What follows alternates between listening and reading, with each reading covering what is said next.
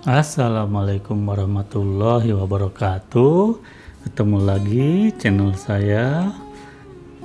Baik, untuk kali ini kita ketemu lagi di pelajaran farmakognosi ya.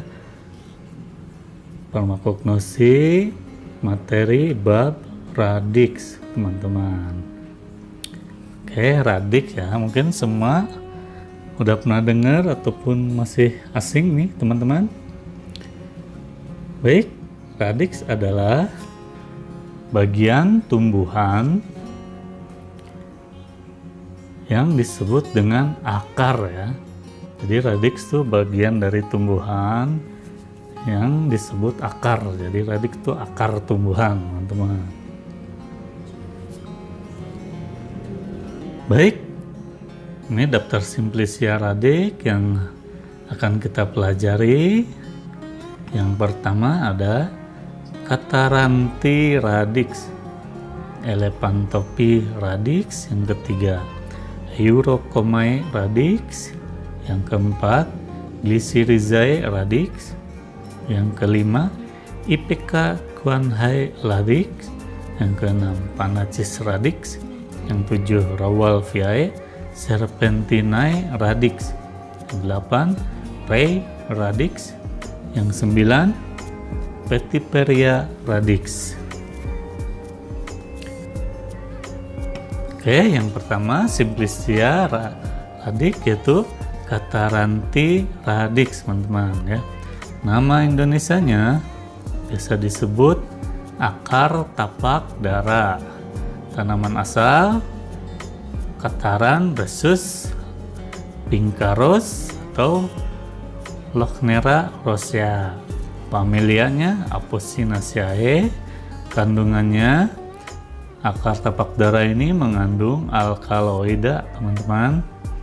Kemudian khasiatnya, akar tapak dara berkhasiat sebagai emmenagoga, anti diabetes, dan obat kanker. Nah, untuk emmenagoga itu biasa digunakan atau disebut juga sebagai peluru haid atau melancarkan dari yang haid ya. Nah, untuk diabetes itu kita semua tahu ya, dia adalah penyakit gula dan obat kanker juga. Baik, lanjut.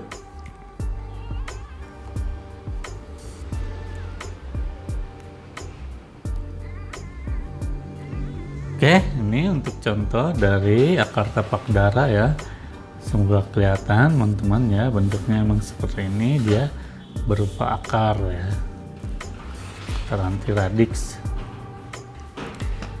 Yang kedua ada Simplicia Elephantopy radix. Nama Indonesianya biasa disebut juga akar tapak liman. Tanaman asal Elephantophus caber. Familianya Asteraceae. Kandungannya, akar tapak liman ini mengandung alkaloida glukosida. Kemudian khasiat dari akar tapak liman yaitu sebagai anti demam ya, atau panas, teman-teman. Kemudian nih gambar dari akar tapak liman ya. Ini bentuknya seperti ini. Ini udah jadi Simplicia, teman-teman. Baik, lanjut. Oke, selanjutnya Eurycomae radix. Eurycomae radix ya. Nama Indonesianya akar pasak bumi. Kemudian tanaman asal Eurocoma longifolia. Kemudian familianya Cimarubaceae. Kandungan dari akar pasak bumi adalah euricomolacton. Kemudian khasiatnya, akar pasak bumi digunakan sebagai diuretika dan antipiretika. Nah, untuk diuretika adalah dia digunakan sebagai untuk melancarkan air seni ya. Kemudian antipiretik, dia disebut juga sebagai anti demam ataupun panas, teman-teman ya. Kemudian gambar dari akar pasak bumi teman-teman. Dia emang berbentuk batang-batang seperti ini ya, batang-batang kecil teman-teman. Semoga kelihatan teman-teman ya. Oke, lanjut. Kemudian Simplicia glycyrrhizae radix ya. Glycyrrhizae radix. Nama Indonesianya biasa disebut akar manis. Tanaman asal Glycyrrhiza glabra. Familianya Papilionaceae. Kemudian kandungan dari akar manis ini gliserin dengan kadarnya 5-10%. Dan akar manis ini berkhasiat sebagai antitusif atau obat batuk teman-teman ya. Nah, antitusif ini dia batuknya batuk yang agak kering teman-teman ya, jadi batuk yang kering. Kemudian nih gambar dari akar manis teman-teman. Gambarnya seperti ini, kelihatan ya. Lanjut, ada Simplicia IPK Chuanhai radix. IPK Chuanhai radix ya. Nama Indonesianya akar IPK atau akar muntah teman-teman. Tanaman asal Cephaelis IPK Chuanha, keluarganya Rubiaceae, kandungan alkaloida emetina. Kemudian khasiat dari akar IPK adalah dia dalam jumlah amat kecil digunakan sebagai penambah nafsu makan teman-teman ya. Kemudian ini gambar jadi akar IPK teman-teman ya. Gambarnya seperti ini, akarnya melilit-lilit seperti tambang ya. Lanjut. Nah, Simplicia panacis radix ya, panacis radix. Nama Indonesianya biasa disebut ginseng. Tanaman asalnya Panax ginseng, familia Auraliaceae. Kemudian kandungan dari ginseng dia mengandung glukosida, panoxylon atau minyak atsiri, damar, sapoginol. Dan khasiat dari ginseng ini berkhasiat sebagai amara dan stimulansia teman-teman ya. Nah, untuk amara itu bisa disebut juga sebagai penambah nafsu makan. Kemudian stimulansia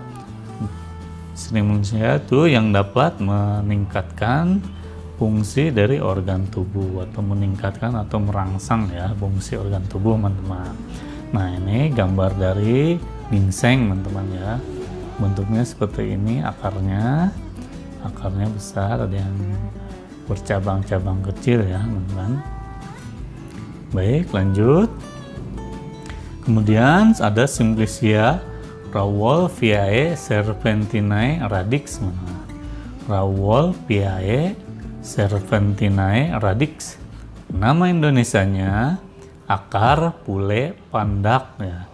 Tanaman asal Rauwolfia serpentina, familianya Apocynaceae. Kemudian kandungan dari akar pule pandak ini mengandung alkaloid aimalin ya teman-teman. Dan khasiat dari akar pule pandak ini berkhasiat sebagai antihipertensi dan gangguan neuropsikiatrik ya teman-teman. Antihipertensi adalah obat atau bisa digunakan untuk mengobati darah tinggi teman-teman ya. Kemudian neuropsikiatrik itu saraf yang menandai gangguan saraf. Oke, kita lihat gambarnya. Ini gambar dari Rauwolfia serpentina radix atau akar pule pandak ya, seperti ini teman-teman ya akarnya. Baik, lanjut. Oke, Simplicia Ray radix ya, Ray radix. Kemudian nama Indonesianya disebut juga kelembak ya. Tanaman asal Rem palmatum, familia ataupun keluarganya Polygoraceae. Kemudian kandungan dari kelembak ini yaitu mengandung antraglukosida. Dan terakhir khasiat dari kelembak yaitu sebagai laksatipa. Nah, laksatipa itu dia sebagai pencahar atau untuk melancarkan buang air besar ya. Kemudian ini gambar dari kelembak teman-teman ya, akar kelembak. Ini akarnya, kemudian ini yang sudah dipotong-potong kecil teman-teman. Oke, lanjut. Oke, yang terakhir Simplicia petiferiae radix ya. Petiferiae radix. Nama Indonesianya biasa disebut akar wangi atau larasetu. Tanaman asalnya Petiperia zanoides, Camellia atau keluarganya Fabaceae. Kandungan ataupun isinya dia mengandung minyak atsiri, hars, dan zat pahit teman-teman. Kemudian khasiat dari akar wangi ini, akar wangi berkhasiat sebagai pewangi ya, tentu saja teman-teman ya, karena namanya juga akar wangi ya. Dia digunakan sebagai pewangi dan juga diaporetika teman-teman. Nah, diaporetika itu dia bisa disebut juga sebagai peluruh keringat atau sebagai memperlancar atau mengeluarkan keringat dalam tubuh kita teman-teman. Nah, ini gambarnya ya, pohon akar wangi. Ini akarnya teman-teman, akarnya sudah kusut seperti ini ya teman-teman. Baik teman-teman, sampai di sini pembahasan farmakognosi bab radix. Sampai ketemu lagi di bab berikutnya. Assalamualaikum warahmatullahi wabarakatuh.